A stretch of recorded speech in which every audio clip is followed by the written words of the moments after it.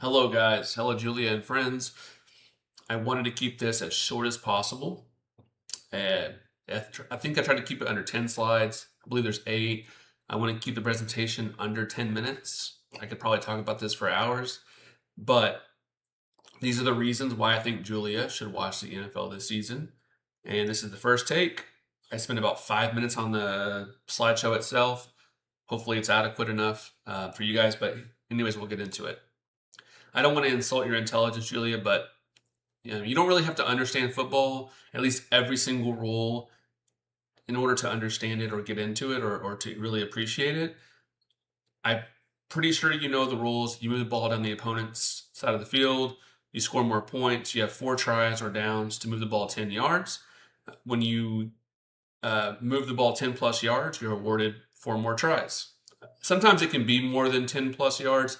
If a team gets a penalty, obviously you are penalized 10, 15 yards, whatever the case is. But for the sake of convenience here, you get 4 tries to move the ball 10 yards. A lot of teams will try to do it in three or less. That way they don't have to punt, because on the 4th try, most teams will punt if they're not already on the other team's side of the field.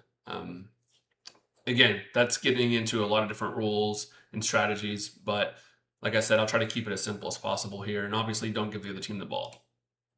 The teams split up into 2 different conferences. You have the AFC and the NFC. These teams will never play each other in the Super Bowl. So, for example, any of these NFC teams on the right-hand side of this screen will never play each other in the Super Bowl. I just realized that's the wrong logo there, but hopefully that's okay. And so, for example, you'll never have the Cowboys and the Giants, or the Cowboys and the Eagles, or the Cowboys and the Packers, or the Cowboys and the Lions. They will never play each other in the Super Bowl.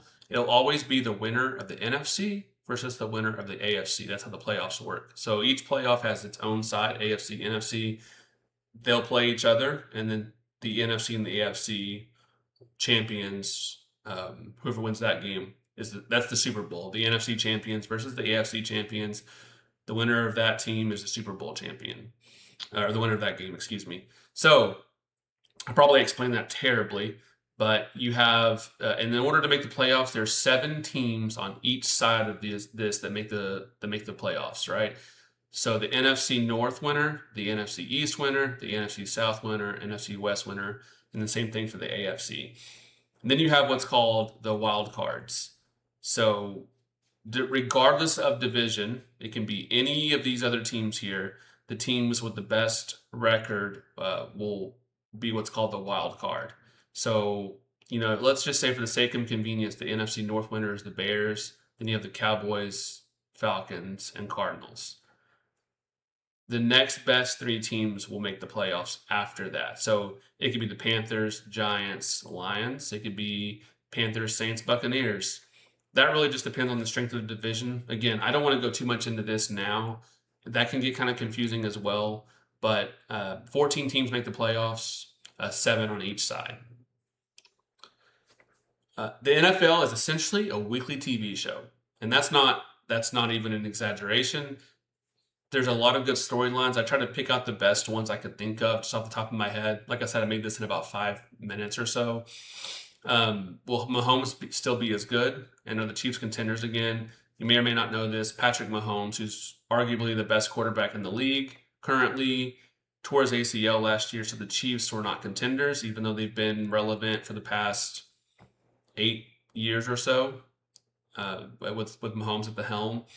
So all that being said, a lot of people are anxious to see if they're still going to be as good. Is Mahomes going to be as good? An ACL injury is not as bad as it used to be. Most people recover from that at this point, and especially he's not super old, so he'll probably. I think he'll recover just fine. I'm not a big Chiefs fan, but the Chiefs will probably be good again with him at quarterback.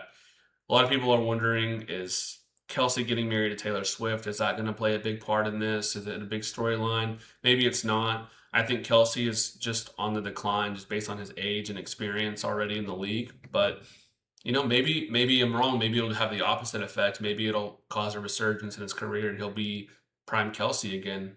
I don't know. Probably not, but we'll see what happens. AJ Brown was one of the better receivers in the league at one point in his career. A lot of people think that Jalen Hurts is overrated and not as talented as people say, who is the quarterback of the Eagles. And he just went to the New England Patriots, who were just in the Super Bowl. So that's going to be interesting to see if he's still going to be as good as he once was. Was he the problem in Philadelphia? Was Jalen Hurts the problem? See what happens. But they just went to the Super Bowl. A lot of people think that they could still get there now that they added AJ Brown.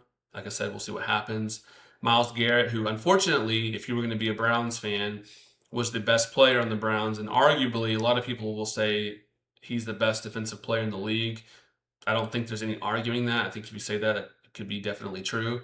He just went to what a lot of people think are the best team in the league in the Rams, and we'll see how that goes. Can the Cowboys finally be as good as advertised? As a Cowboys fan myself, I'm not delusional. I think that they're overrated year in and year out.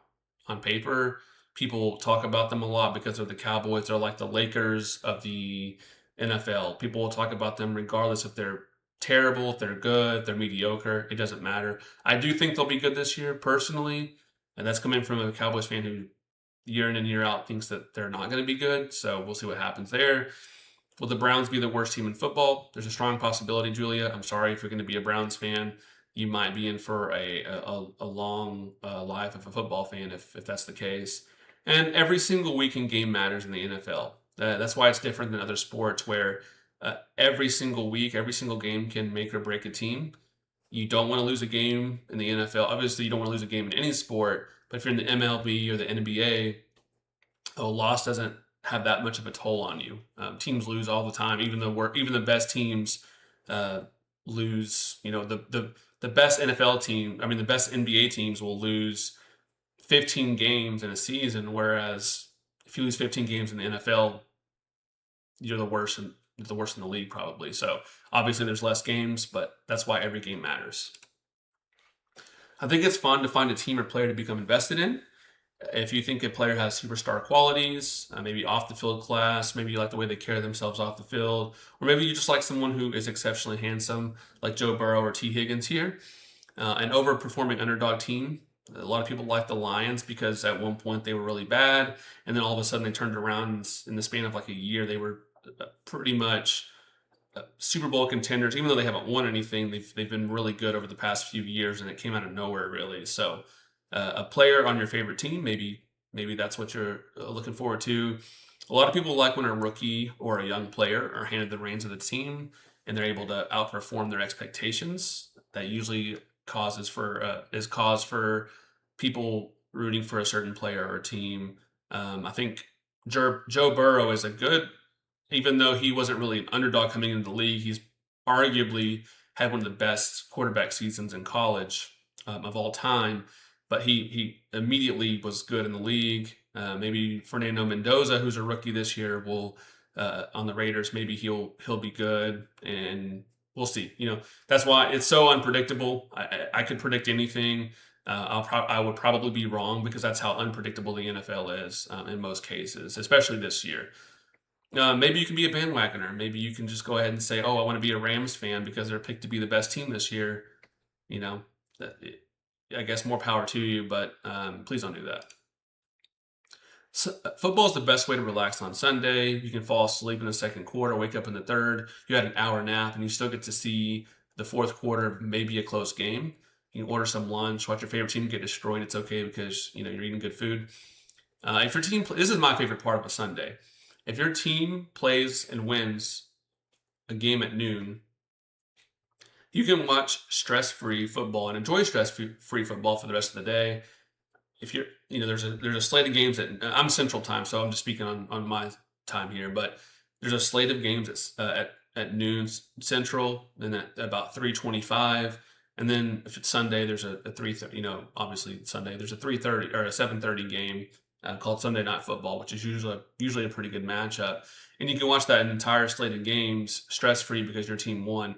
Personally, if the Cowboys win a noon game, I can watch the Eagles or the Giants, who are rivals, and if they win, that's fine because my team won too. So, and then it kind of takes away the Sunday scaries. If you are dreading Monday and it's 5 o'clock and you're like, oh my God, I got to get ready for work. I got to do all this. Well, Sunday night football is kind of a remedy for that because, you start watching at 7:30 or 8:30 your time.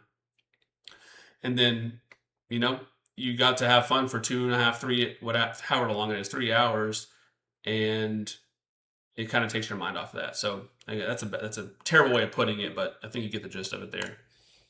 It's more than just the games. You have fantasy football, trash talk, betting, bragging rights for a week, sometimes for a full year if your team only plays once a year. And then the season anticipation. Opening week is literally like Christmas for a lot of people, myself included. So I think that more than just the games, it's you have the camaraderie, the rivalries, and just the spirit of it. With other football fans, it's always fun to talk about. Fantasy football, I would say, is a really good way to get into it. Julia, if you're coming into it new, I would really recommend at least trying to find someone who already plays or starting your own league because that can really help you understand which teams to root for. You'll root for players just by default because they're on your team, and you'll find yourself liking those players or maybe hating them based on how they perform in fantasy football.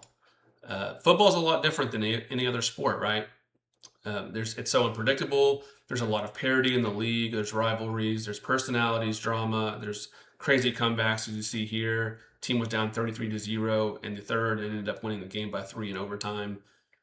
Stories change week to week. Injuries, ejections, trades, all of that can really come together and make it a cinematic experience on a week to week basis.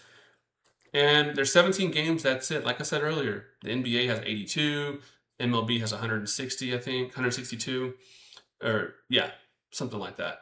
And those games don't matter as much as they do in the NFL, where you have one game can make or break you. That's pretty much it. I wanted to keep this as short as possible. I don't know how long that went, but 12 minutes it looks like. Hopefully, this gets you entices you to play or to play football, to watch football this year.